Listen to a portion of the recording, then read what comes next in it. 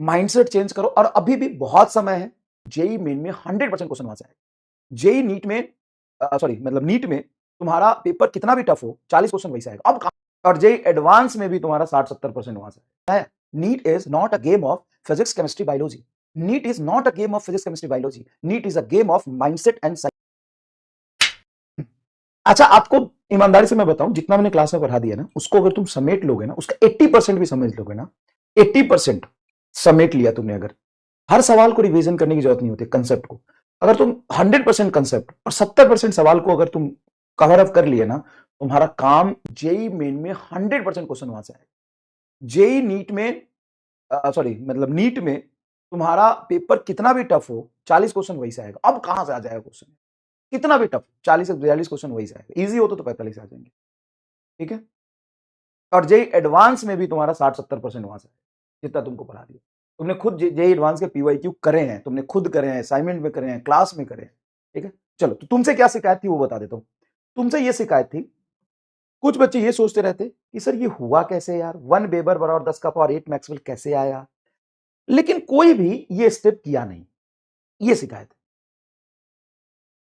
जब तक तुम सोचते रहोगे ना बेटा, तब तक कुछ नहीं होगा। तुमको कहीं से भी कोई भी दिक्कत आए, कहीं से भी कोई भी चीज तुमको ना समझ में आए, उसको हाथों से लिखो। क्या तुम ये जानते नहीं हो कि बेबर का मतलब है टेस्ला? बेबर को क्या करोगे? बेबर तुम्हारा टेस्ला मीटर स्क्वायर, तो टेस्ला और मीटर स्क्वायर को कन्वर्ट करो और इसको लाने की कोशिश करो। अगर तुम नहीं होता ना तुमसे तो कोई प्रॉब्लम नहीं था, लेकिन तुमको वो ना रटना नहीं था, तुमको पूछना भी नहीं था कैसे आए, तुमको करना था। अब देखो, सॉरी बोल लो मतलब तुम समझ गए ना कि यही चीज हुई है। तुम करो बेटा, बस यही एक लिंक है जो टूट रहा है, बस उतना तुम कर लोगे ना तो काम हो जाए, उतना कर लोगे तो काम हो जाए। ठीक है।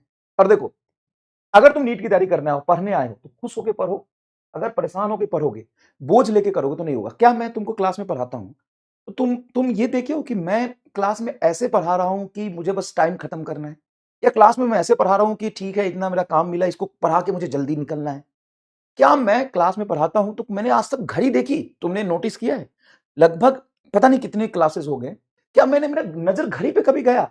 अच्छा, इतने हो गया। कभी गया भी तो इसलिए गया है कि टाइम ज्यादा हो गया, टाइम ज्यादा फास्ट निकल रहा है, कभी गया तो इसलिए गया। मैं क्लास में रो रो के नहीं पढ़ा,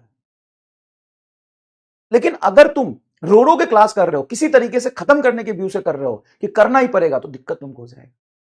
तो मजे लेके पढ़ो, इंटरेस्ट डेवलप करो, माइंडसेट चेंज करो, और अभी भी बहुत समय है।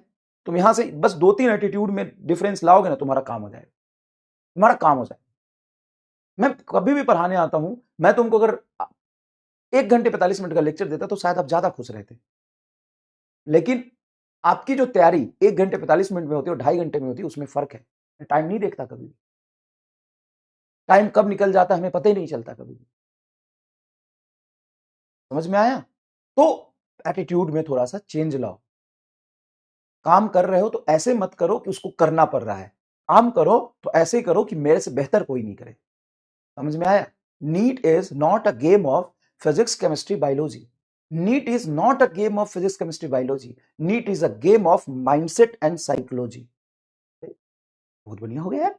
NEET is not a game of physics chemistry biology. NEET is a game of mindset and psychology. Change करिए उसको, मजा आना शुरू हो जाएगा। चलिए अब